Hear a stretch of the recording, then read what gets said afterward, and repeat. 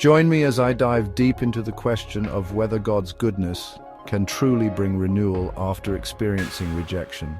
Today we're going to explore something that I think is really important for all of us. The power of God's goodness to bring renewal in our lives, especially when we're facing rejection. I believe that God's goodness is not just some nice feeling or a warm fuzzy, but it's actually a powerful force that can change our lives. And I want to show you how that works.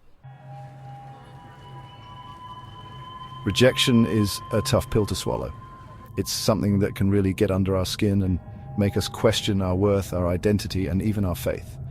When we're rejected, it's easy to feel like we're not good enough, like we're not worthy of love or acceptance. It's a painful feeling that can linger for a long time, and it can be really hard to shake off. But I want to tell you that rejection doesn't have to define you.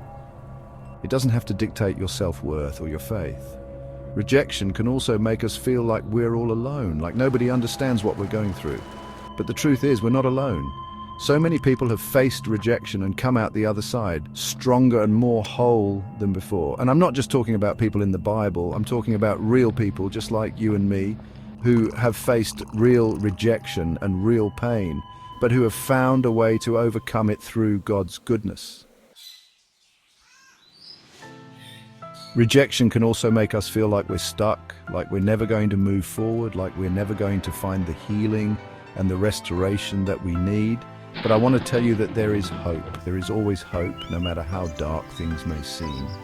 And that hope comes from God's goodness.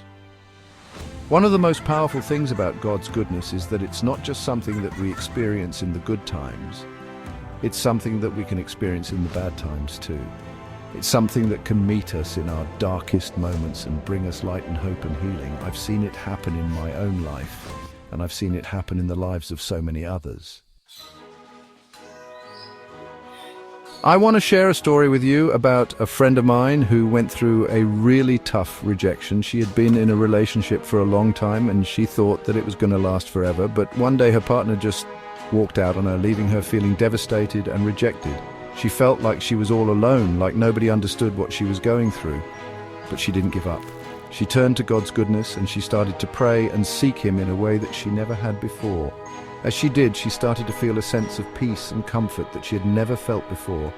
She started to feel like God was with her, like He was holding her and guiding her through the darkness. And over time, she started to heal. She started to feel whole again. And she started to see that the rejection wasn't the end of her story. It was just the beginning of a new chapter. I've seen this happen in so many people's lives, and I want to tell you that it can happen in your life too. God's goodness is not just some abstract concept. It's a real living, breathing force that can change your life. It's a force that can bring healing and restoration, even in the face of rejection. One of my favorite scriptures is Psalm 34, verse 18, which says, "The Lord is close to the brokenhearted and saves the crushed in spirit." That's so powerful because it reminds us that God is not just some distant figure who is far away. He's a God who is close to us, who is with us in our pain and our suffering.